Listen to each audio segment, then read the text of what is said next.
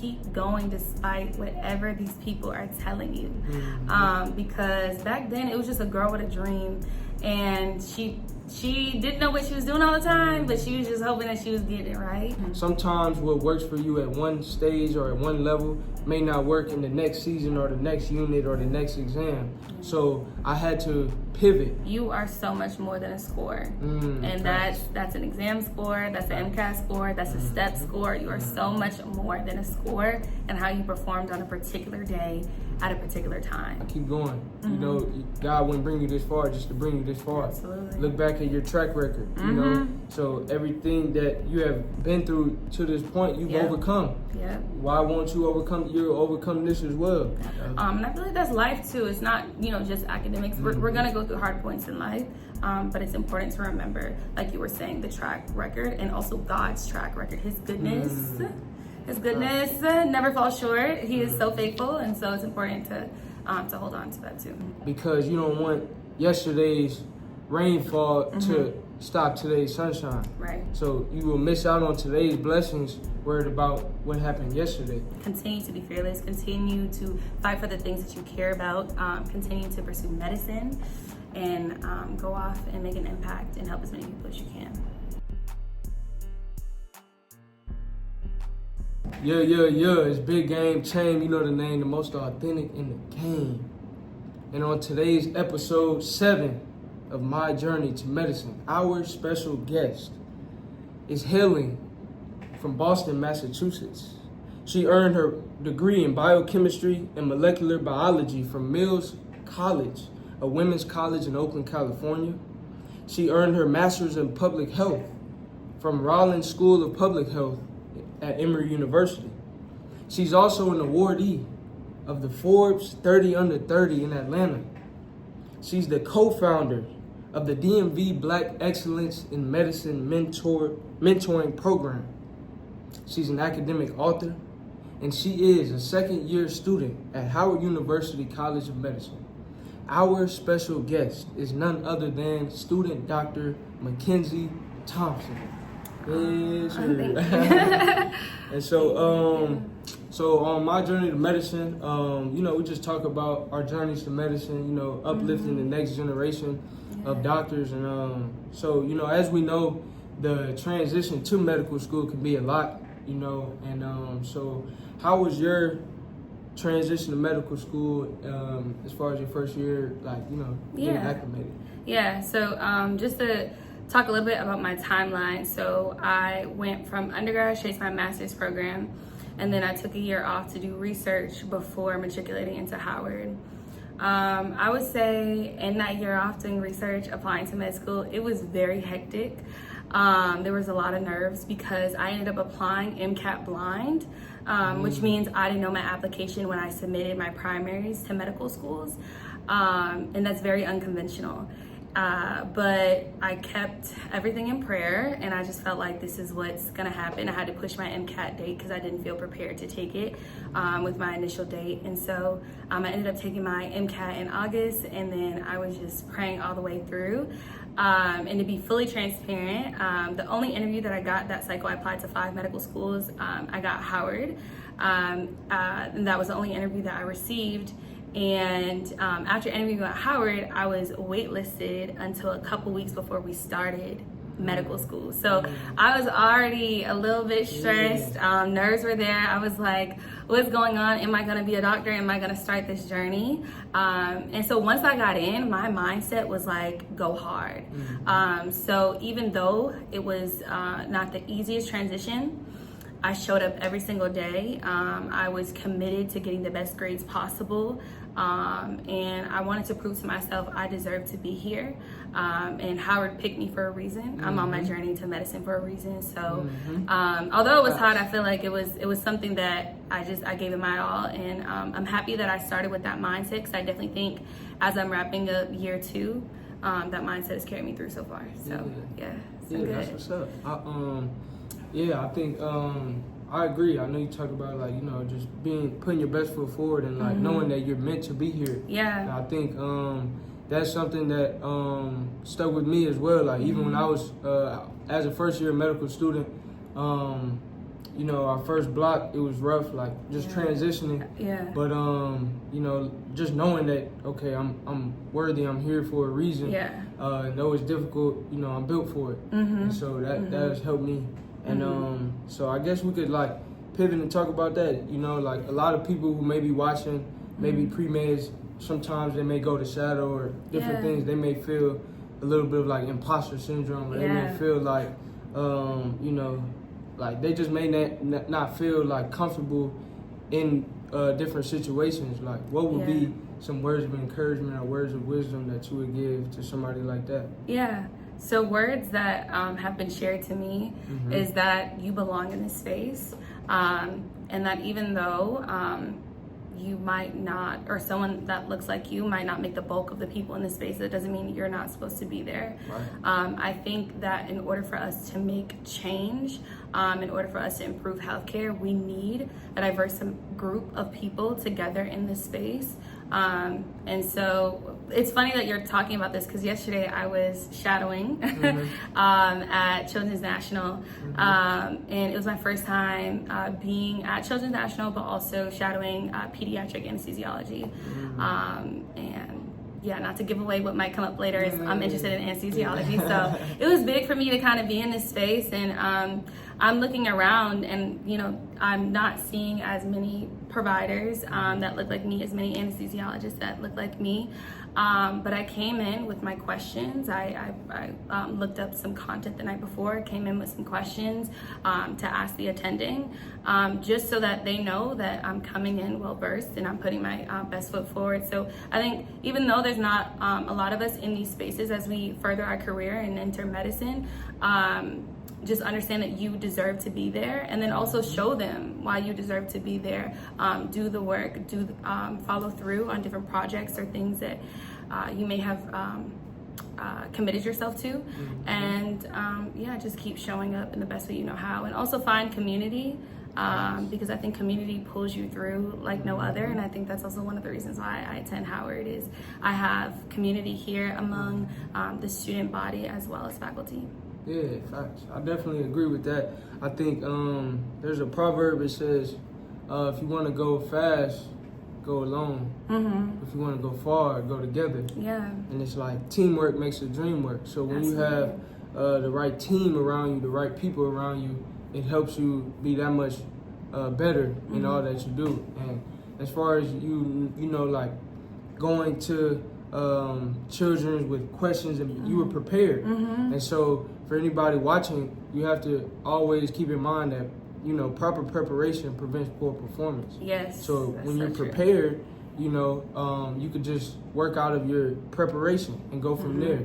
So whether that's shadowing, whether that's a presentation, an interview, anything of that nature, you want to make sure you're prepared. And that can look differently for different people. So, you know, as medical students, we're required to learn a lot of information in a certain amount of time. And the study techniques, the study strategies that may work for one student may not work for somebody else. So you have to understand, you know, that process of preparing and being prepared. It may look different for different people, and that's okay. Find what works for you, and then go from there. Absolutely. Really great advice. Yeah, appreciate it. Yeah. So I guess our next topic we could talk about is just, you know, having a life outside of medicine too. So what are some of your hobbies, or what are some of the things that you do outside of medicine that, you know, keep you going? Because the journey is hard, the journey is difficult, but you also have to have those things outside of medicine to, you know, keep your sanity and make sure you're not just going crazy. No, absolutely. Yeah, no, I think that's so true. I would say most recently I've been into wellness a little bit more. It could be because it's March Madness, and like we're doing a wellness challenge for the class of 2028. But I've been working out more. And when I work out, I have like a rap gospel playlist that's just really good. And so I love that. I think church is beautiful, building community through church, and just utilizing my faith to keep going, praying to God, having moments where I just step away. I also love to eat. I love a good restaurant, eat, right? You know what I'm saying? So I think traveling to different cities, trying different cuisines, things like that. I love, and I would say something that's like, it's a little bit outside of medicine, but it's still medicine adjacent. I love to plan events and like put on events. So right now I'm planning Black Maternal Health Week at Howard. And even though it comes with its own stressors, I absolutely love it. Yesterday I was having a conversation with a pediatrician who is a lifestyle medicine specialist. And I'm gonna feature her book during Black Maternal Health Week because we're having a lifestyle medicine event talking about OBGYN and pediatrics. And she was mentioning the book that she made, and but the conversation, it was just so encouraging. And when I was telling her my story of why medicine and what got me here, she was so uplifting. And so it's things like that. Like if I wasn't planning that, then I wouldn't have connected to her. So I also love to like do things for the community, and then just allow my passions to, guide the things that I decide to commit my time to. Yeah, that's nice. I would say exercise is big for me as well. I like to work out. Sometimes me and the guys, we might go and play basketball or something like that on a Friday. I like music, so I make music. I listen to a lot of music. Yeah. So I like music. I like just hanging out with friends and family, just relaxing. Sometimes we can get so caught up in the day to day. Yeah, that we just forget to just like sit back and chill. Yeah. So I like to do that too. Maybe watch a movie or a show or something like that, just to get my mind off of work, and just relax. So those are some of my hobbies. Also YouTube and motivational speaking and connecting with others, interviewing, things like this. That's very fun for me. And so, but if you're watching, make sure you have some hobbies or some passions outside of medical school, outside of school, because that not only will help you be more efficient in the classroom because you won't feel as burnt out, but it also, helps you just be more well-rounded as a physician, a future physician and a student. As a physician taking care of patients, you don't want to be a bookworm that can't connect with people. So your hobbies, your passions, your interests outside of medicine helps you connect better with others within medicine, even though it's not pertaining just to medicine. If that makes sense. No, that's beautifully said, So just make sure you maintain those habits, make sure you maintain your wellness, whether that's physical health, spiritual health, mental health, emotional well-being. Just make sure you're being well-rounded on all of those different aspects. And one thing I'll add is also to make sure that you're reaching out for support if you are having issues with that in terms of like your wellness and your mental health and things like that. The journey is hard, and so apart from doing things to take care of yourself, it's good to have people in your circle that you can talk to, mentors that can give you guidance on what to do next if you're going through something. So that's also super important. I know if it wasn't for my mentors, I wouldn't be here in this video. So community mentorship also is important too. Yeah, and you have to be willing to seek the help that you need, like McKenzi said. So and that it can be from a faculty member or like a physician, but it also can be from other students who may be in a grade above you. So like McKenzi, Jared, there's been a lot of M2s that are in the class of 2028 that have been helpful along my journey, whether it's securing research, applying different programs, study habits and techniques, making sure I'm attending certain residency fairs or symposiums, things of that nature. So you definitely want to seek out help, but understand that help can come in many different forms and fashions. It doesn't always have to be a physician. You may not have access to certain, but you can utilize, what you do have access to. And sometimes, for me, a lot of my best like mentorship and advice has come from like fellow students because it's just like, you were literally in my shoes a year ago. So it's like somebody who's a doctor, they may have taken step one or 20 years ago versus, or like, so sometimes you get a lot more sound advice and more like personalized, tailored advice from other students as well. Yeah. But Absolutely. so I guess we could pivot and give some advice on seeking out. 'Cause I know you talked a lot about mentorship and like the importance of mentors. I have a lot of mentors, and just different physicians, different faculty members that have aided and assisted in my development. And so, what would be your advice to someone if they're looking for a mentor? How do they go about finding mentors or getting mentorship? Yeah. So I started looking for mentorship, I would say, in high school. I knew for a very long time that I wanted to be a doctor, and it was one of these things that it was like your grandmother speaks this thing over you. It was one of those things where like my grandmother's like, you're gonna be the first doctor in the family. So I knew for a long time that this was the path that I wanted to take. And so initially I joined this program called the Biomedical Science Career Program. And it was through Harvard Medical School. And with that program, they held conferences and different events that allowed you to meet physicians. And then through that, I was able to meet some of the people that have helped me get to this point where I'm at today. And so I would say early on, if you're in the early on stages, like try to see if there's any pre-med programs, pre-med events. That might be an easy way to connect with people that are currently in the field. And then I would say if you're kind of undergrad, connect with faculty. You'll be surprised who somebody knows. Somebody always knows somebody. I feel like we're like 2 degrees away from knowing the next person. So connect with faculty, see if there's any opportunities that they know about, if there's any recent alumni who have applied and have gone off to medical school, and if you could be connected to alumni in that way.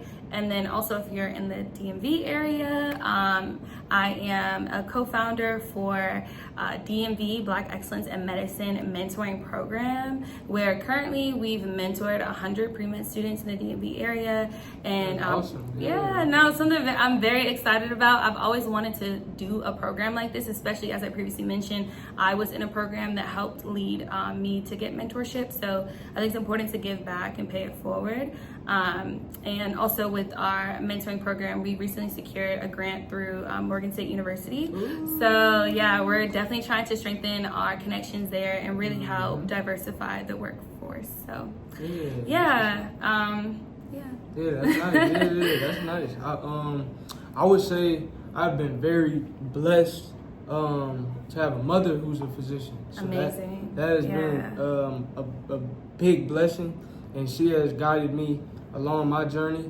And in addition to my mother going to Xavier, so I'm a graduate of the illustrious Xavier University of Louisiana, and our pre-med advisors, Miss QV, Miss Barthay, they were very instrumental in providing very personalized advice as far as how to separate yourself for the next step. And so one thing that we did at Xavier was from your very first year, you started working on like personal stuff. You started applying, doing a lot of things early. And so and it goes back to proper preparation prevents poor performance. And so but one thing that I would say that I have been able to do well, which is just, it goes with my personality. I like making small talk. And, so like here on the East Coast, it's not always the same as what I'm used to in the South, but I like to talk. If I see somebody, you could be a stranger, I've never met you a day in my life. 9 times out of 10, if we make eye contact, I'll probably speak, I'll probably head nod something. And a lot of times, just a small conversation may turn into something. I've gotten a lot of advice from even different physicians here at Howard, just literally speaking, hey, good afternoon, how's it going? And it turns into, that's amazing. Something, email this person, like I know this person, I want you to do this, do that. And, get you on a project, and now you got a publication, and things are gonna work for sure. So, don't be afraid to, start a conversation. You never know where it may lead. So that's also one way to get mentorship advice. So, next we could discuss.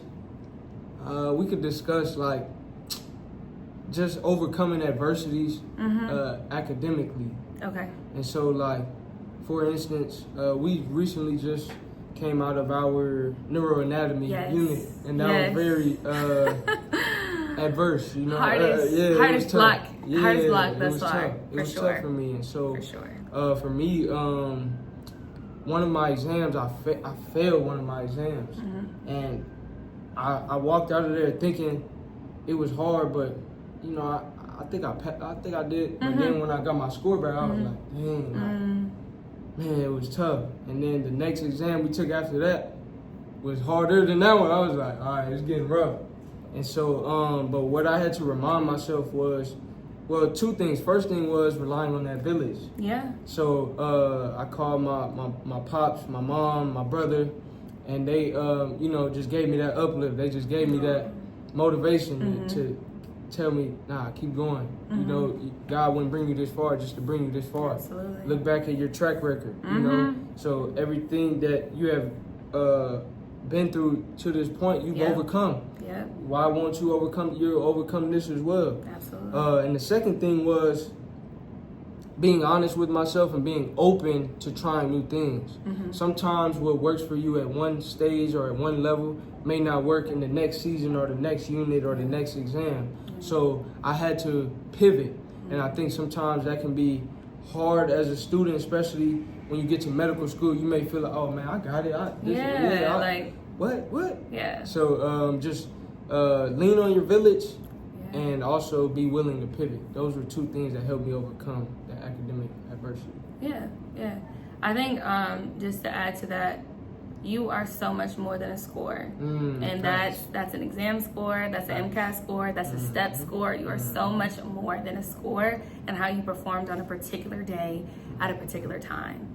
And as soon as I realized that, I feel like my perspective shifted when I was taking courses that were harder, especially SF2. That's it's a really hard course. It's tough. It's definitely tough. But I think also in those moments when you know, you're like, dang, I didn't do as hot, but I'm gonna keep going. I'm gonna go harder. When you figure out like what you need to do and you get that grit and you have that perseverance to keep going, I feel like that's when you really, I don't know, like you really just channel your inner self. Like you really just allow yourself to really operate at maximum speed. Like not necessarily speed to go fast, but I guess you do it in a way where you know, like, I can get through this.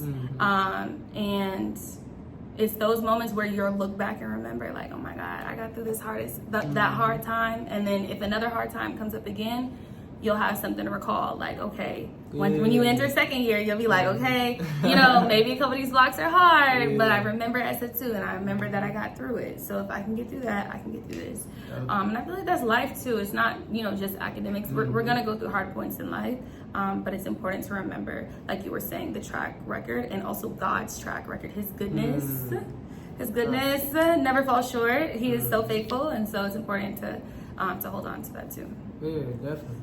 I like that. You know, can't always lean on your own understanding. It might not make sense, but you just keep going, keep pushing.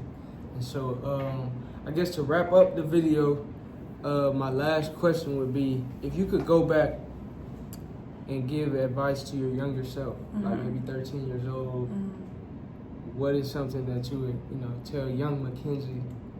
Just, it could be academic, it could be life, it could be about the journey, medical school, anything. Like, what's like one piece of advice that you would give young McKenzi? And the reason I ask that is because I think for somebody who's watching who may be younger or older, but it can be beneficial. And so, absolutely. I mean, I can go first to give you more time to think. I'm not. Oh, you got it? I got it. I would say one thing that I would tell my past self is to keep going no matter what. And I say that because I remember in high school, there were a couple naysayers, faculty and people that I knew that were like, medicine's too hard, do something else, do PA, you know, you like this, why don't you do that instead? And I feel like those people exist, and it's a real reality. People get discouraged from following their dreams and from following the call that God has placed on your life. And I would tell my younger self, like, keep going despite whatever these people are telling you. Because back then it was just a girl with a dream, and she didn't know what she was doing all the time, but she was just hoping that she was getting it right. And I remember actually 13-year-old McKenzi. She ended up, because like I said, I like to world travel. She ended up traveling to Beijing, China, to do an exchange program.